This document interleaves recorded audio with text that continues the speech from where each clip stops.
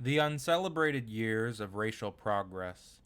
In my experience, when talking about the civil rights in this country, we often talk about the Civil War and the Civil Rights Movement.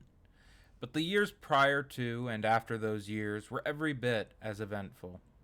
Prior to the Civil War, you had the North freeing slaves and the Underground Railroad. In the years after, you had the Great Migration and the Harlem Renaissance. After the Civil Rights Movement, you had an explosion of black celebrities and African Americans attaining positions of power previously unknown. While I do not dismiss the great man idea of history, I do think some individuals are exceptionally talented, and without whom history would be very different. I also recognize the importance of what leads up to major events. As Isaac Newton, one of those great men of history, said, "If I have seen farther, it is because I stood on the shoulders of giants." Without the Great Migration, the Harlem Renaissance, and the Civil Rights Movement wouldn't have happened, and without the Underground Railroad and those African Americans who fought, both the Americans and the British, during the Revolution to free themselves, the Civil War wouldn't have occurred. To begin with, let's first establish that black people freed themselves. No white person came along and said slavery is wrong, and you are all free without first, black people, fighting back and proving that they were human beings. No person can make somebody free. A man is born free. Somebody can only take that freedom away. If black people didn't know they were free, why did they have to be chained up? Why was there a fugitive slave law? The biggest event prior to the Civil War that freed the slaves was the American Revolution, because black people fought for both the British and the Americans to secure their own freedom. When studying this era, I would argue this was a far bigger event in the advancement in the history of freedom and democracy than some old rich slave owner avoiding taxation. Instead of George Washington on the dollar bill, let's have Cornelius Titus. I think anybody objecting to this notion must be a racist. What does Washington have over Titus in the fight for freedom other than the fact that he was white that a person could claim? It was because of people like Titus that white Americans were forced to appease African Americans they held in bondage by making large swaths of territory free soil for African Americans and thereby paving the way for the Civil War.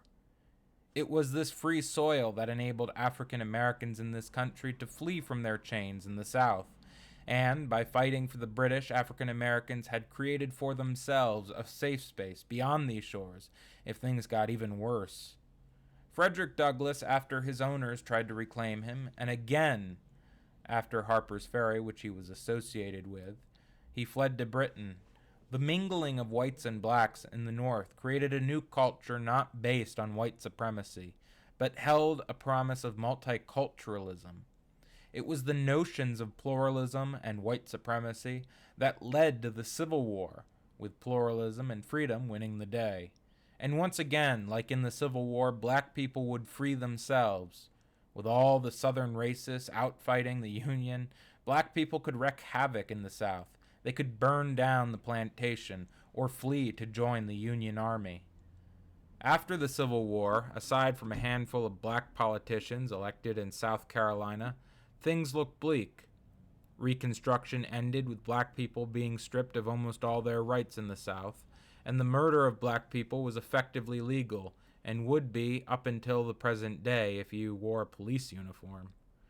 Yet even in these times, black people made strides. Realizing that they had been abandoned by white liberals in the North, they took their fate into their own hands and made their way out of the South.